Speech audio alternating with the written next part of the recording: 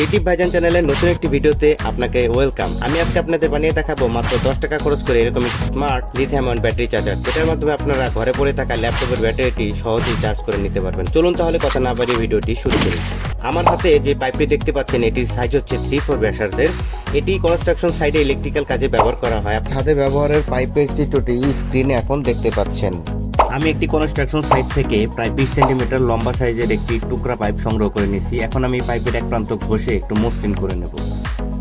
এখন আমি একটি ল্যাপটপের লিথিয়াম আয়ন ব্যাটারি নিয়ে স্কেলের সাহায্যে এটার মেজারমেন্ট করে নেব। তারপর পাইপের মাঝে মার্ক করে সেই পরিমাণ কেটে নেব।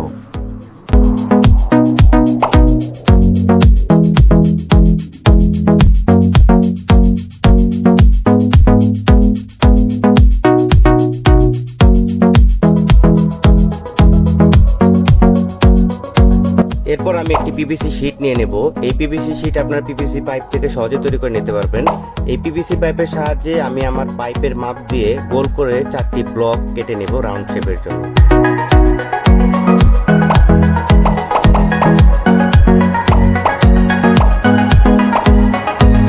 এরপর আমি একটি পুরনো টিভি রিমোট নিয়ে নিয়েছি। এই টিভি রিমোটের ভিতরে ব্যাটারি লাগানোর যে স্প্রিংগুলো থাকে সেগুলো আমি এই রিমোট থেকে খুলে নেব।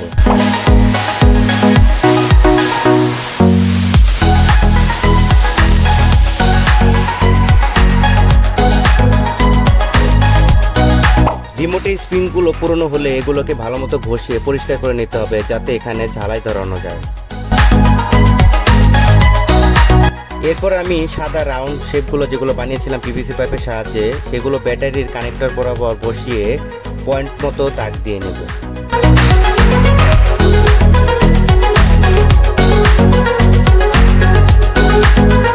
পিভিসি পাইপের রাউন্ড শেপগুলোকে ফুটো করে তার মাঝে আমাদের যে স্প্রিংগুলো নিয়েছিলাম সেগুলোকে বসিয়ে ভালোভাবে সুপার গ্লু দিয়ে।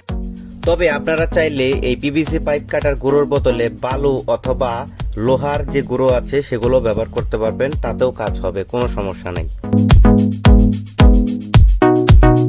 এখন আমরা এই পাইপের যে ব্যাটারির জায়গাটা আমরা কেটে নিয়েছি ঠিক তার মাঝ বরাবর একটি ড্রেন সেট করে নেব। এই ড্রেনটা হচ্ছে একটি তামার কপার ওয়্যার ঢুকবে আমাদের এখান দিয়ে ব্যাটারি কানেকশনের জন্য, সেটাকে বসানোর জন্য। দেখতে পাচ্ছেন একটি ড্রেনের মতো করে নিয়েছি, খাস কাটা যেটাকে বলে। এই যে আমি একটি 25 নাম্বার গেজের একটি কপার ওয়্যার নিয়ে নিয়েছি। এর কপার ওয়্যারটাকে আমরা এই ভিতরটা ঢুকে দেবো। এই কপার ওয়্যারগুলো কানেকশন করার আগে এর উপরে যে এনামেল থাকে সেটাকে ভালো করে ঘষে নিতে হবে, সোল্ডারিং যাতে আমাদের ভালোভাবে ধরে। এখন আমরা এই কপার ওয়্যারটিকে এই পাইপের মাপ দিয়ে একটু বাড়তি রেখে কেটে নেব।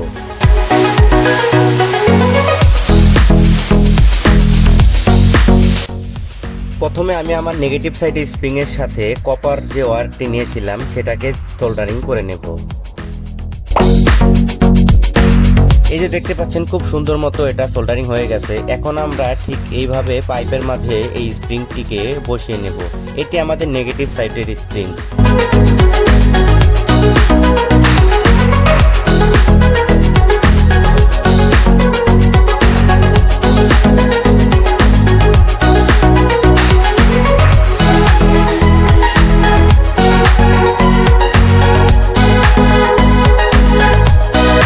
নেগেটিভ সাইডের স্প্রিং লাগানো হয়ে গেলে তারপরে আমরা পজিটিভ সাইডের যে স্প্রিংটি আছে সেটার সাহায্যে এই ব্লু ওয়্যারটিকে কানেক্ট করে ঠিক অনুরূপভাবে পিভিসি পাইপের ভিতর আবারও সুপার গ্লু দিয়ে আটকে নেব।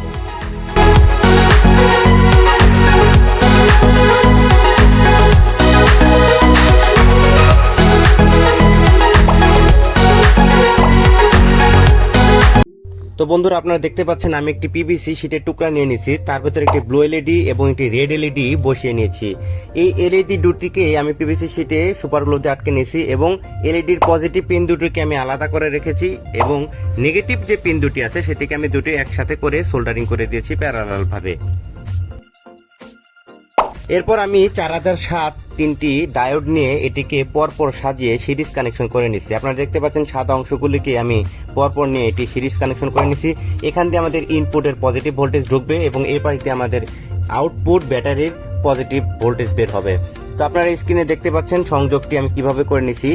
রেড এলইডির যে প্লাস পয়েন্টটি ছিল সেটি আমরা ইনপুটের যে ডায়োড আছে কালো অংশে সেখানে সংযোগ করে দিছি এবং ব্যাটারি আউটপুট আমাদের ব্লু এলইডি কানেক্ট করে দিছি।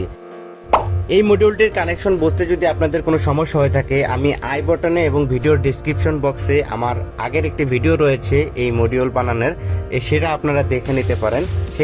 তো বন্ধুরা, আপনারা আমার হাতে একটি 1K রেজিস্ট্যান্স দেখতে পাচ্ছেন। এই রেজিস্ট্যান্সকে আমি রেড এলইডি এবং ব্লু এলইডির যে নেগেটিভ পিন দুটি আমি প্যারালাল করেছিলাম সেটার সাথে সংযোগ করে নিয়েছি, আপনারা দেখতে পাচ্ছেন স্ক্রিনে। এখন আমি পাওয়ার ইনপুটের জন্য একটি ব্লু তার এবং একটি রেড তার নিয়ে নিয়েছি। রেড তারটি পজিটিভে এবং ব্লু তারটি আমরা নেগেটিভ সাইডে কানেকশন করে দেব। এটি আমাদের পাওয়ার ইনপুট হিসেবে ব্যবহার হবে। এখন আমাদের এই মডিউলটিকে আমরা পিভিসি পাইপের উপর বসিয়ে দুই পাশে 1 cm করে জায়গা গ্যাপ রেখে পাইপটিকে কেটে নেব।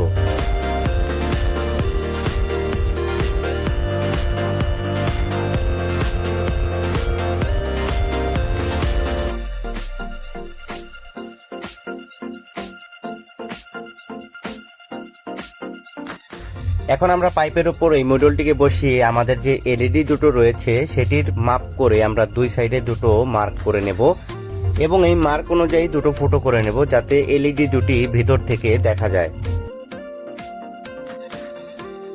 তো আপনারা দেখতে পাচ্ছেন আমাদের ডিভাইসের ভেতর থেকে একটি কপার ওয়্যার এবং একটি ব্লু ওয়্যার বেরিয়ে আছে।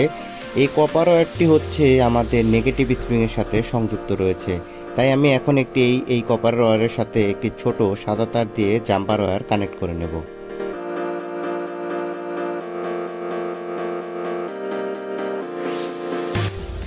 এখন আমরা কানেকশনগুলো সম্পন্ন করে নেব। পজিটিভে পজিটিভ এবং নেগেটিভে নেগেটিভ তার কানেক্ট করে দেব। এই যে আপনারা দেখতে পাচ্ছেন কানেকশনটি খুবই সিম্পল। ব্যাটারি আউটপুট বের হয়েছে এখান দিয়ে এবং আমাদের যে নেগেটিভ ছিল সেটা ইনপুট এবং আউটপুটের নেগেটিভ একই হবে। এখন আমরা মডিউলটিকে আস্তে আস্তে খুব সতর্কতার সাথে এই ডিভাইসের ভেতরে ঢুকিয়ে দেব, যাতে আমাদের ব্লু এলইডি এবং রেড এলইডিটা সুন্দরভাবে দেখা যায় এবং সুপারগুলোতে আমি আটকে নেব। এখন আমাদের ডিভাইসটি আপনারা দেখতে পাচ্ছেন কানেকশন কমপ্লিট হয়ে গেছে। এখন আমাদের বাকি দুইটা যে রাউন্ড শেপ ব্লক ছিল সেই দুটোকে আমরা দুই পাশে সুন্দরভাবে ফিটিং করে নেব সুপারগুলোর মাধ্যমে।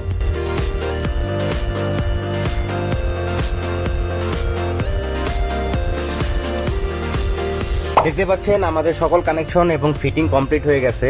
এখন আমাদের গ্যাজেটটি সম্পূর্ণ তৈরি। এখন আমি এটাতে একটি পাওয়ার দিয়ে নেব। আমার হাতে দেখতে পাচ্ছেন একটি পুরনো বাটন মোবাইলের চার্জার রয়েছে 500 মিলি অ্যাম্পিয়ারের 5 ভোল্ট আউটপুট দিয়ে থাকে এই চার্জারটি। এটাতে আমরা পজিটিভ এবং নেগেটিভ তারে নেগেটিভ কানেকশন করে দিয়ে পাওয়ার দিয়ে দেব। পাওয়ার দিয়ে আমরা একটি মাল্টিমিটার নিয়ে সেটাতে চেক করে দেখব ভোল্টেজ ঠিক মতো এসেছে কিনা। তো দেখতে পাচ্ছেন আমাদের রেড এলইডিটি জ্বলে উঠেছে, অর্থাৎ আমাদের পাওয়ার চলে এসেছে। এখন আমি পজিটিভ সাইডে পজিটিভ এবং নেগেটিভ সাইডে নেগেটিভ ধরে দেখব। দেখতে পাচ্ছেন 4.1819 ভোল্টেজটি বাফারিং করতেছে, অর্থাৎ আমাদের পাওয়ার সম্পূর্ণরূপে চলে এসেছে। আমাদের ডিভাইসটি কমপ্লিট। এখানে যে লাল এবং নীল তার ব্যবহার করেছি, আপনারা চাইলে স্ক্রিনে দেওয়া এই ধরনের কানেক্টরগুলো ব্যবহার করতে পারেন, যাতে আপনারা যে কোনো ধরনের চার্জার ব্যবহার করতে পারবেন, কোনো ধরনের ঝামেলা থাকবে না। আমি কোনো খরচ করতে চাচ্ছি না এক্সট্রা, তাই তার ব্যবহার করেছি। এখন আমি একটি 3.7 ভোল্টের লিথিয়াম আয়ন ব্যাটারি নিয়ে নিয়েছি ল্যাপটপের। এই ব্যাটারিটিতে দেখতে পাচ্ছেন আমি একটি মিটার নিয়ে নিয়েছি। মিটার দিয়ে পরিমাপ করে দেখব কতটুকু পরিমাণ ভোল্টেজ এই ব্যাটারির ভিতরে রয়েছে। আমি পজিটিভ এবং নেগেটিভ ধরে দেখতে পেলাম 2.97 অর্থাৎ 3.0 ভোল্টেজের আশেপাশে আমাদের ব্যাটারিতে ভোল্টেজ রয়েছে। তো চার্জ কিছুটা কম রয়েছে। এখন আমরা এই ব্যাটারিতে আমাদের বানানো ডিভাইসে পজিটিভ এবং নেগেটিভ দেখে লাগিয়ে নেব। দেখতে পাচ্ছেন এখানে ব্যাটারিটি লাগানোর সাথে সাথে কানেকশন সম্পূর্ণরূপে হয়েছে বলেই আমাদের ব্লু এলইডি জ্বলে উঠেছে, অর্থাৎ আমাদের ব্যাটারি কানেকশন পেয়ে গেছে। এখন আমরা মিটারের কালো প্রোবটি এবং লাল প্রোবটি ব্যাটারিতে লাগিয়ে রেখে এটিকে চার্জে সংযোগ করে দেব। এখন থেকে আমরা দেখতে পারবো যে কতটুকু পরিমাণ চার্জ আমাদের ব্যাটারিতে উঠতেছে, সেটা আমাদের প্রমাণ হয়ে যাবে। দেখতে পাচ্ছেন চার্জে লাগানোর সাথে সাথেই আমাদের ব্লু এলইডিটি অফ হয়ে গিয়ে রেড এলইডিটি চালু হয়ে গিয়েছে, অর্থাৎ আমাদের চার্জ ওঠা শুরু হয়েছে। এবং দেখতে পাচ্ছেন ভোল্টেজ কীরকম বাফারিং করতেছে 6, 7, 8 এরকম। তো আমরা এইভাবে কিছুক্ষণ চার্জে রেখে দেব, দেখব কতটুকু পর্যন্ত চার্জ হয়।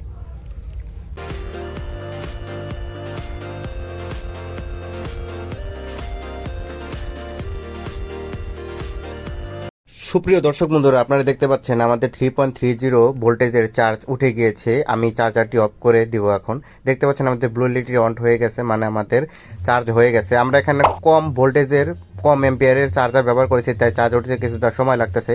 তবে এটা কোনো ফেক ভিডিও না, 100% রিয়েল ভিডিও। আপনারা বাসায় ট্রাই করতে পারেন এই ধরনের চার্জার বানানোর জন্য। খুব সহজে এটা বানাতে পারবেন, খুব ভালোভাবে কাজ করবে। যদি আমার ভিডিওটি আপনাদের একটুকু ভালো লেগে থাকে তাহলে আমার চ্যানেলটিকে সাবস্ক্রাইব করে আমার পাশে থাকবেন। ধন্যবাদ সবাইকে।